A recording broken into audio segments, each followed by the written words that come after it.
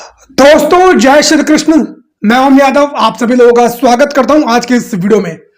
दोस्तों आज की इस वीडियो में मैं आप सभी लोगों से बात करने वाला हूं बागेश्वर धाम वाले बाबा, बागेश्वर धाम सरकार उर्फ पंडित धीरेन्द्र कृष्ण शास्त्री के बारे में। बहुत सारे लोग धीरेन्द्र शास्त्री को हिंदू धर्म का ठेकेदार, हिंदू धर्म का बहुत बड़ा ज्ञाता, हिंदू हृदय सम्राट और सनातन धर्म का रक्षक समझते हैं। लेकिन दोस्तों आज की वीडियो आप सभी लोग जरूर देखिए, क्योंकि आज की इस वीडियो में मैं इस बाबा की, इस ढोंगी पाखंडी अंधविश्वास फैलाने वाले बाबा की पोल खोल के रखने वाला हूं। मैं आप लोगों को बता दूं कि ये बहुत ही बड़ा पाखंडी और अंधविश्वास फैलाने वाले बाबा है और इसे शास्त्री कहलाने का बिल्कुल भी कोई भी अधिकार नहीं है, क्योंकि ना तो इसे शास्त्रों का ज्ञान है और ना ही हिंदू धर्म का ज्ञान है। यह केवल अपनी गंदी पॉलिटिक्स के जरिए हिंदू धर्म और सनातन धर्म को बदनाम करना चाहता है। पहले आप सभी लोगों को पूरा मुद्दा क्या है वो मैं समझा देता हूं। अक्सर आप सभी लोगों ने यह सुना होगा कि भगवान परशुराम ने इस पृथ्वी से 26 बार क्षत्रिय विहीन इस पृथ्वी को कर दिया था। इसी प्रसंग को लेकर पंडित धीरेन्द्र कृष्ण शास्त्री ने एक वीडियो बनाई। सबसे पहले आप देखिए कि वो वीडियो किस प्रकार है, उस वीडियो में इसने क्या कहा। और मैं आप लोगों को बता दूं दोस्तों कि इस वीडियो में इसने सहस्त्रबाहु कृतवीर अर्जुन, जो कि यदुवंश की शाखा है वंश से आते हैं, उनके लिए बेहद ही आपत्तिजनक शब्दों का इस्तेमाल किया। और जिन शब्दों का इस्तेमाल किया उन शब्दों का जिक्र किसी भी हिंदू धार्मिक ग्रंथ या किसी भी शास्त्र में नहीं किया गया है। पहले आप वो वीडियो देखिए। दोस्तों ये वीडियो मैंने कल YouTube के ऊपर अपलोड की थी और इसमें बागेश्वर धाम वाले बाबा ने क्या कहा था वो वीडियो भी लगाई थी। लेकिन जैसे ही वीडियो मैंने अपलोड की, YouTube की तरफ से कॉपीराइट स्ट्राइक आ गया, जिसके वजह से मुझे YouTube से वीडियो डिलीट करनी पड़ी और बागेश्वर धाम वाले बाबा की जो क्लिप थी वो क्लिप भी मुझे हटानी पड़ी। और आज मैं दोबारा इस वीडियो को अपलोड कर रहा हूं, लेकिन कॉपीराइट स्ट्राइक आने की वजह से मैं उस वीडियो को, उस क्लिप को अटैच नहीं कर सकता हूं। तो अगर आप लोग जानना चाहते हैं कि बागेश्वर धाम वाले बाबा ने क्या कहा था, तो मैंने डिस्क्रिप्शन में एक लिंक लगा दिया है। आप उस लिंक पर क्लिक करके जाकर देख सकते हैं कि बागेश्वर धाम वाले बाबा ने क्या कहा था। पहले वो वीडियो देखकर आइए, उसके बाद आगे की वीडियो को आप लोग देखिए। मैं बता देता हूं कि बागेश्वर धाम वाले बाबा ने जो सहस्त्रबाहु कृतवीर अर्जुन हैं उनके लिए बलात्कारी, कुकर्मी ऐसे शब्दों का इस्तेमाल किया था। तो सबसे पहले तो इसने अपनी वीडियो के अंदर जो सहस्त्रबाहु कृतवीर अर्जुन है उनका पूरा परिचय आप सभी लोगों को नहीं दिया। इसने बताया कि सहस्त्रबाहु कृतवीर अर्जुन है वंश से आते थे, ये बात सही है, लेकिन इसने ये नहीं बताया कि है वंश यदुवंश की ही शाखा में आता है। इसीलिए सहस्त्रबाहु कृतवीर अर्जुन यादव थे, यादव समाज से संबंधित थे। और अक्सर जो आप लोग ये समझते हैं कि भगवान परशुराम का युद्ध क्षत्रियों से हुआ था, तो मैं आप लोगों को बता दूं कि उनका युद्ध यदुवंशी क्षत्रियों से हुआ था। लेकिन आजकल कुछ अज्ञानी लोग, खासतौर पर राजपूत समाज के लोग हैं, उनको ऐसा लगता है कि उनसे उनका युद्ध हुआ था, लेकिन यह हकीकत बिल्कुल भी नहीं है।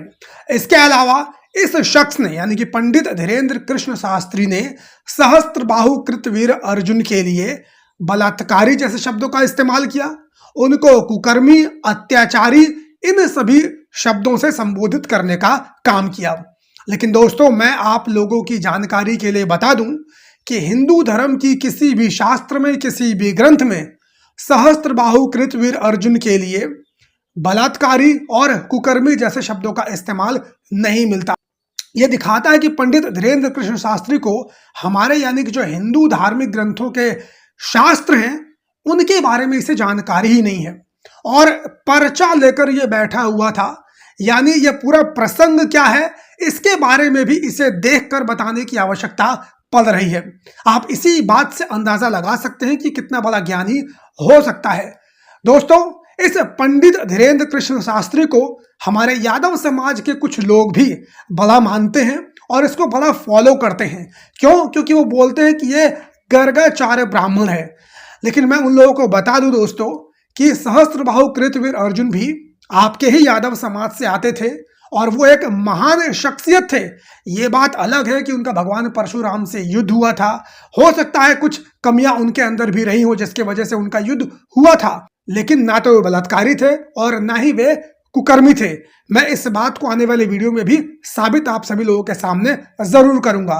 वो यादव समाज के पूर्वज थे और उनका सम्मान करना ये आपके और हमारे लिए बेहद ही जरूरी है। आप किसी गर्गाचार्य ब्राह्मण का सम्मान कीजिए, लेकिन इस गर्गाचार्य ब्राह्मण का बिल्कुल भी सम्मान करना उचित नहीं है, क्योंकि इसके पास ना तो जानकारी है और ना ही ये आपके पूर्वजों का ही सम्मान कर रहा है।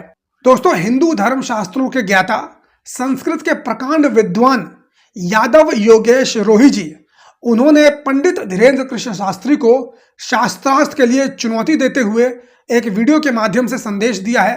पहले उस वीडियो को देखिए।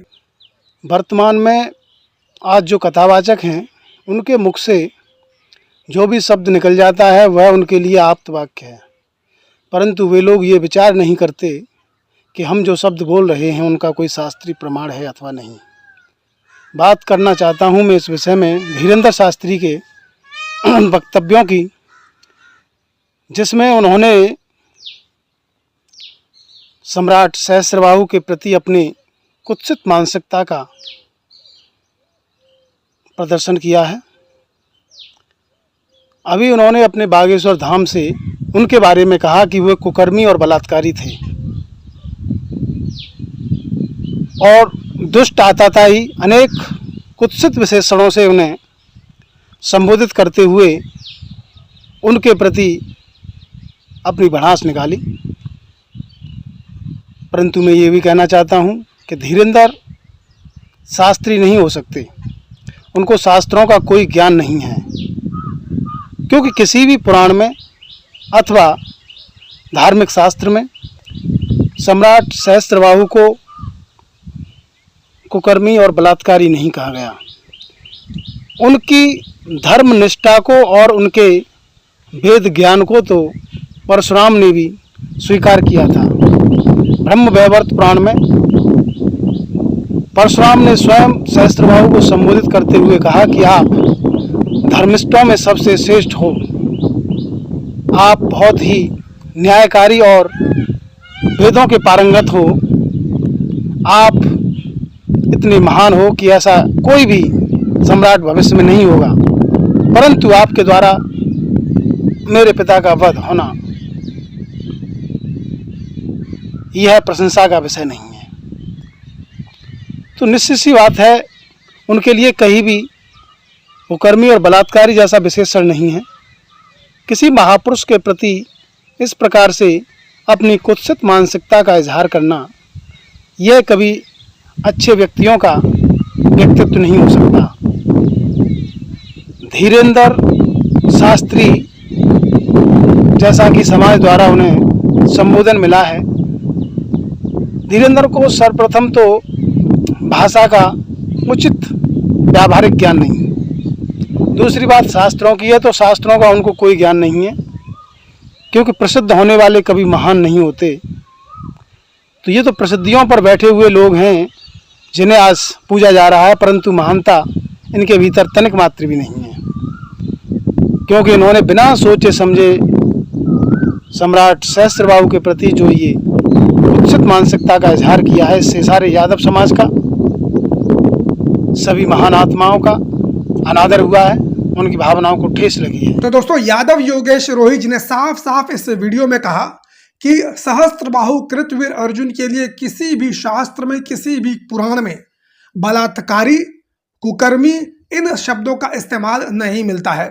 इसके साथ ये भी कहा कि स्वयं भगवान परशुराम ने सहस्त्रबाहु कृतवीर अर्जुन की प्रशंसा की है और इसका इन्होंने प्रमाण भी दिया है, और इन्होंने चुनौती देते हुए पंडित धीरेन्द्र कुमार शास्त्री को शास्त्रार्थ के लिए कहा है। तो यदि कोई उनका चेला चपाटा या खुद पंडित धीरेन्द्र कृष्ण शास्त्री इनसे शास्त्रार्थ करना चाहते हो, तो यहाँ पर नंबर मैंने दे रखा है, कोई भी इन्हें कॉल करके इस मुद्दे के ऊपर बात कर सकता है और यदि कोई प्रमाण चाहिए तो वो भी ले सकता है।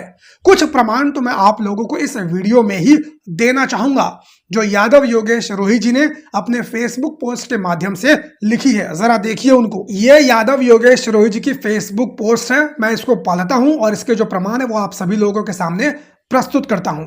यादव योगेश रोही जी लिखते हैं कि ब्रह्म वैवर्त पुराण में एक प्रसंग के अनुसार सहस्त्रबाहु अर्जुन से परशुराम ने उनकी सहस्त्र भुजाओं की प्रशंसा करते हुए कहा था। यानी कि भगवान परशुराम सहस्त्रबाहु के लिए देखिए क्या कहते हैं। कहते हैं कि हे धार्मिष्ठ, यानी कि धार्मिकों में सबसे बड़े राजेंद्र, तुम तो चंद्रवंश में उत्पन्न हुए हो और विष्णु के अंश दत्तात्रेय के शिष्य हो। यह संदर्भ आता है ब्रह्म वैवर्त पुराण गणपति खंड अध्याय 35। यानी कि स्वयं भगवान परशुराम भी सहस्त्रबाहु कृतवीर अर्जुन की प्रशंसा कर रहे हैं। इसके अलावा दोस्तों, नारद पुराण के अनुसार सहस्त्रबाहु भगवान विष्णु के सुदर्शन चक्र के अवतार थे।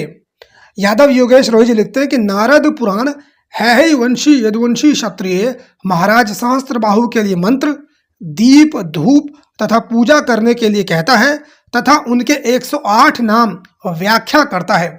यानी कि नारद पुराण में जो सहस्त्रबाहु कृतवीर अर्जुन हैं, इनको भगवान विष्णु के सुदर्शन चक्र का अवतार माना गया है और इनकी पूजा करने की पूरी विधि नारद पुराण में वर्णित है।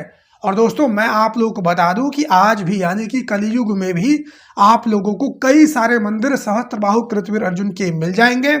खास तौर पे जो कलवार समाज है, जो बनिया समाज है, वो सहस्त्रबाहु कृतवीर अर्जुन की आज भी पूजा करता है। यानी कहीं ना कहीं लोग उन्हें भगवान मानते हैं।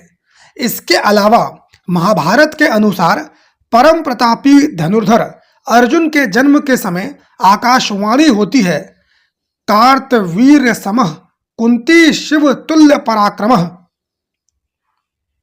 इस प्रकार का कोई श्लोक आता है। इसके बाद भी कुछ श्लोक हैं, आप लोग पढ़ सकते हैं, स्क्रीन के ऊपर लगा दूंगा। मैं इसका हिंदी अनुवाद आप लोगों को करके बता देता हूं। इसका हिंदी अनुवाद कुछ इस प्रकार: ओ कुंती, तेरा यह पुत्र कार्तवीर सहस्त्रबाहु की तरह महापराक्रमी होगा, जो शिव के समान शक्तिशाली एवं देवराज इंद्र के समान अजय होगा, जो तेरी ख्याति को चहुं दिशाओं में फैलाएगा। इससे दोस्तों साफ साफ साबित होता है कि सहस्त्रबाहु कृतवीर अर्जुन कितने ज्यादा पराक्रमी थे, कितने ज्यादा शक्तिशाली थे।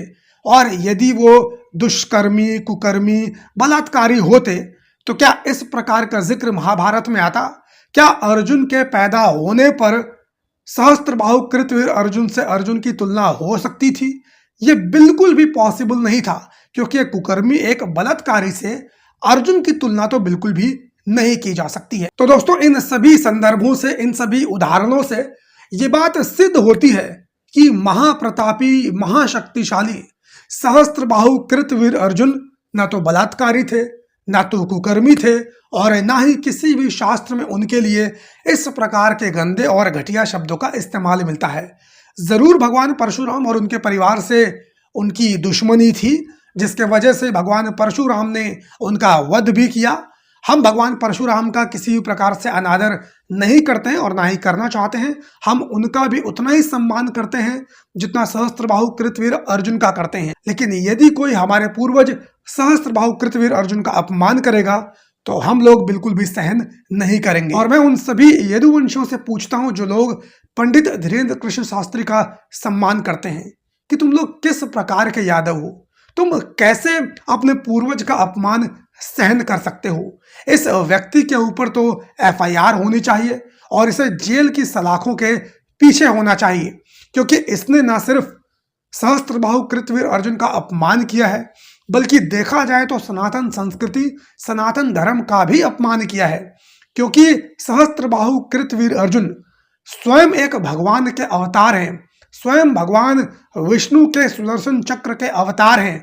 उनका अपमान करना पूरा का पूरा सनातन संस्कृति, सनातन धर्म और सनातन धर्म के धार्मिक ग्रंथ, उनके शास्त्रों का अपमान करना ही है। बाकी यदि किसी को इस विषय के ऊपर डिटेल जानकारी चाहिए तो आप यादव योगेश रोही जी को खुद कॉल कर सकते हैं। नंबर स्क्रीन के ऊपर आप सभी लोगों को नजर आ रहा होगा।